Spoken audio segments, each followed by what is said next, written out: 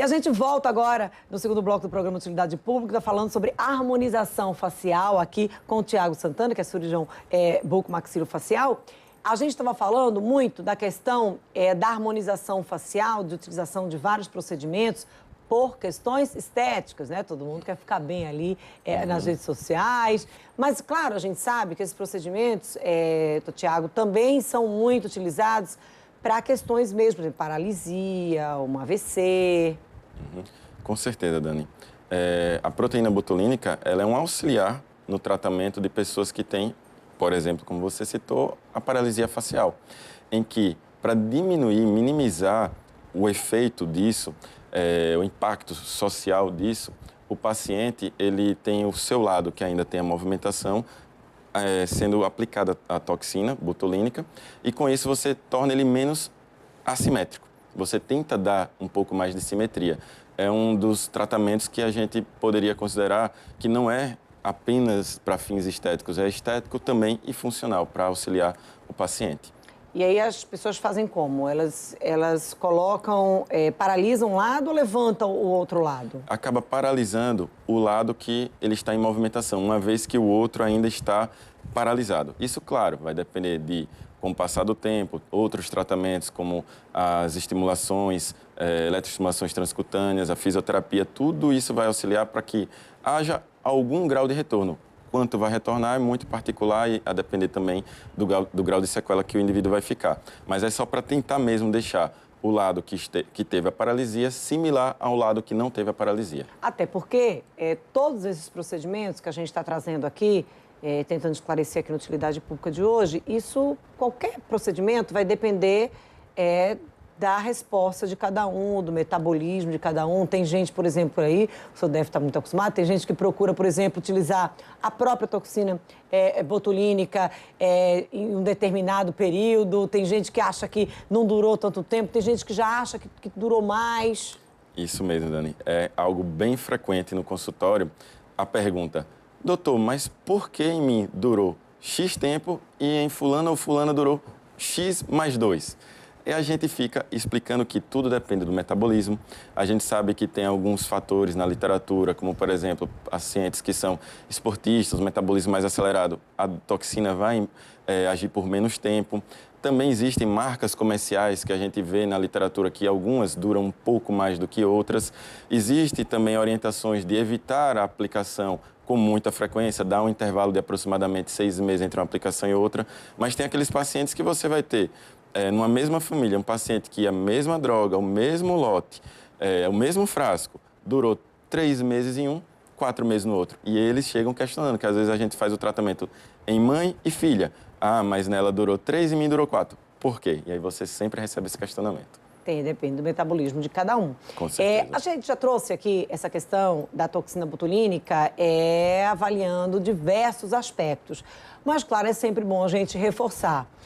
Como a gente estava falando no primeiro bloco, da questão que muita gente procura mesmo pela questão estética, pela questão da beleza, a pessoa vai para um evento amanhã, depois de amanhã, e aí a pessoa chega lá e busca o consultório porque ela quer aplicar a toxina, quer ter a toxina botulínica aplicada já na expectativa de um resultado praticamente imediato.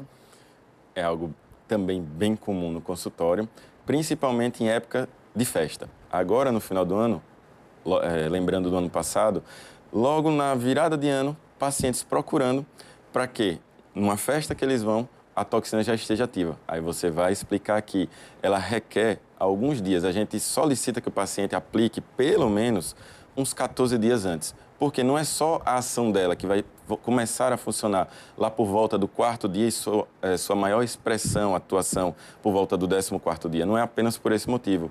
É porque, em algumas áreas, na hora de aplicar, pode ficar alguns arroxeados. Aí imagina a gente fazer a aplicação e o paciente ir no mesmo dia para uma festa, tirar fotos, fazer vídeos, vai acabar tendo um prejuízo estético nessas fotos. E pode dar algo, por exemplo, alguma coisa errada, pode causar uma assimetria. Vai depender do metabolismo, dos músculos da face. Com certeza. A gente estuda músculos da expressão facial, sabendo a origem, seção, a atuação deles na mímica facial, justamente para saber quais pontos se deve aplicar. Se por acaso algum ponto indevido for aplicado, ou às vezes uma quantidade em excesso em um ponto, e a toxina ela possa interagir em um outro ponto, você pode ter realmente uma assimetria. O que a gente nota, que de vez em quando recebe encaminhamentos, é de assimetrias, exemplo, na sobrancelha. Porque os pacientes querem, alguns, eu quero arquear. E aí alguns colegas, por eu ministrar curso junto com outros colegas, falam, mas por que ficou assim? E aí você tenta ajudar dizendo, olha, porque ou você teve uma dose diferente de um lado com o outro, ou foi a altura do ponto, a localização do ponto. E se ficar assimétrico, com certeza o cliente vai acabar se queixando. E aí, no caso de acontecer uma coisa como essa, o que vai ser feito? Você pode consertar de imediato ou não? Tem alguns tratamentos, como utilizar...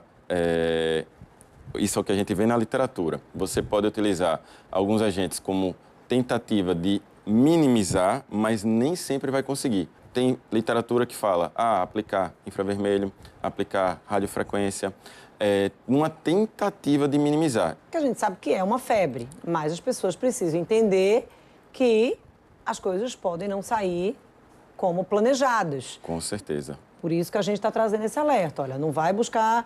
primeiro, buscar havendo a necessidade, avaliação do profissional. Acho que não havendo necessidade, o profissional, claro, não vai aconselhar a realização de nenhum procedimento. Segundo, olha o período. A festa amanhã, o negócio não vai dar certo. E falando, o senhor trouxe aí essa questão. Olha, agora final de ano, lembrando do ano passado, a procura acaba aumentando porque tem muita festa. As pessoas utilizando, fazendo esse tipo de procedimento, até mesmo aquela cirurgia que o senhor trouxe aí da bochecha, a bichectomia, quanto tempo para exposição ao sol, para já ficar normalizado, o rosto fica muito inchado? A bichectomia, Dani, é uma cirurgia, como qualquer outra, tem riscos cirúrgicos, riscos de infecção, de hemorragia, risco até estético, como uma assimetria, se um lado for uma quantidade diferente do outro lado que for removida. E em relação à exposição solar, também a realização de atividades físicas mais severas, a gente pede que o paciente fique pelo menos 7 dias. Em relação a... A gente está falando pelo menos, né? Pelo não é menos. no máximo 7 dias. Pelo menos. Se puder ficar mais, sempre é interessante. Agora, em relação ao resultado, se for apenas o procedimento realizado sem nenhuma atividade de fisioterapia, por exemplo, a gente pode encaminhar esses pacientes para eles fazerem uma drenagem da face, logo no pós-operatório, por volta lá do quarto ou quinto dia, já pode se encaminhar. Mas os pacientes que não passam por isso, é só o procedimento realizado, vai para casa e aguarda durante um tempo o seu resultado, a literatura refere em torno de 3 meses. 3 meses para você ter o resultado final. 30 dias já dá para ter um resultado. E o que é interessante da remoção da gordura da bola de Bichat é que no transoperatório, quando você remove um lado em relação ao outro, você já nota, logo quando remove, como aproximadamente vai ficar o paciente. Porque quando você remove essa gordura, a gente tem um músculo zigomático maior e por dentro o músculo bucinador. Há uma proximidade entre um e outro e você já nota uma depressão. Às vezes a gente tira até uma foto no transoperatório, pede para alguém tirar para o paciente ver. Olha, não vai estar assim quando acabar, porque já vai estar com edema, com inchaço. Mas é assim mais ou menos que você vai ficar. E esse edema inchaço, ele tem a sua maior expressão por volta lá de 3 dias e depois ele vai reduzindo. Claro que a gente solicita que o paciente nas primeiras 24 horas utilize bastante gelo e depois de 24 horas ele começa a utilizar água morna. Isso vai auxiliar, junto com as medicações pós-operatórias, anti-inflamatórios e analgésicos, que a gente consiga controlar e dar uma qualidade de vida no pós-operatório a esse paciente. A gente está trazendo, claro, os cuidados quando a gente está falando dessa cirurgia da bochecha. Mas a gente sabe, por exemplo, você fez um preenchimento, tem ali algumas regrinhas, não dá para você fazer o preenchimento e fazer, por exemplo, uma atividade física de imediato, que aquilo ali precisa aí uma acomodação, né? Porque é uma substância estranha no corpo da gente.